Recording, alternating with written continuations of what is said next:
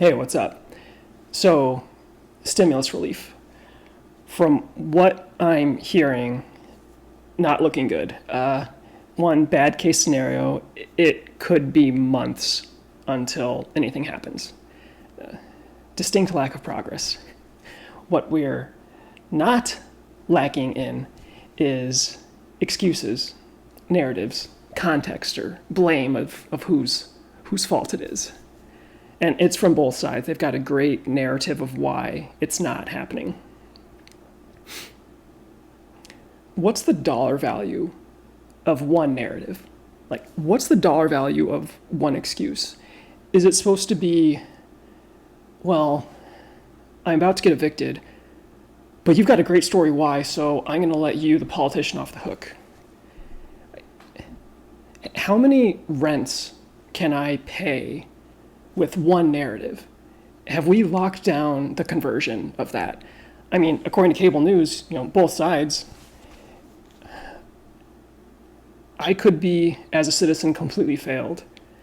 But as long as there's a good story for why, I'm supposed to be okay with it.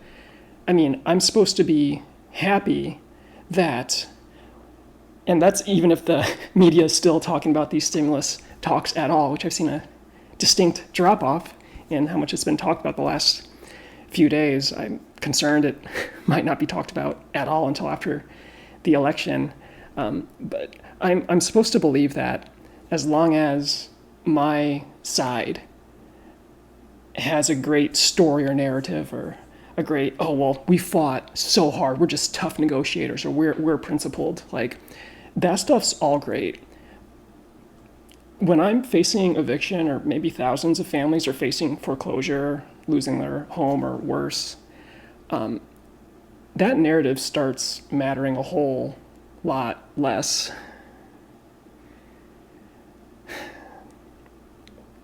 Right now, the kind of cable news media, again on both sides, they're just giving the politicians a complete pass. What they're saying for how kind of polarized or tribal things are as well.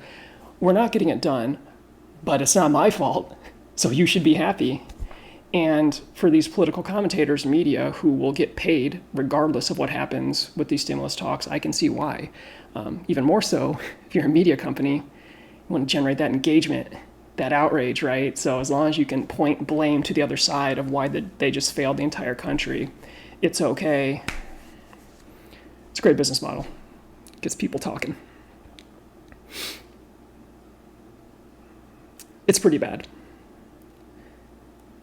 However, not now. Things are rough right now, but in a few years, I do wonder how this could kind of shake out, like what the strategic longer-term consequences could be. So this is the kind of stuff that people will remember, where the average citizen who's in my opinion, very bad economic shape right now, when they just got completely failed by the country's politicians. And they were told that it's okay because there's a great story of why you got failed. Right now, a lot of people kind of buy that story, but I think like these economic issues, as they become more stark for the average American, I think they'll stop kind of mindlessly buying the story of we need to be tribal, we need to be divisive. It's okay if we get completely failed as long as we blame the other side. Again, it's a great story to tell for now. I do think that story, that perspective, the more these economic events that like kill the middle class happen, more people start asking questions like, well, wait a minute. I don't care how hard you negotiated. I care that I got evicted. And I do wonder, maybe in 2024, if you just start seeing more kind of little evolution from inside the political parties, where you start having coalitions develop. Like, yeah, I don't care about your narrative. I don't care about how culturally divisive you want to be. I care about economic issues. I think as the average economic condition of kind of the average American deteriorates real bad, I think the good news is more Americans might start saying, hey man, this divisive rhetoric it's just not working for us. Who knows? Certainly not me. Anyway, former prop trader, thanks for watching.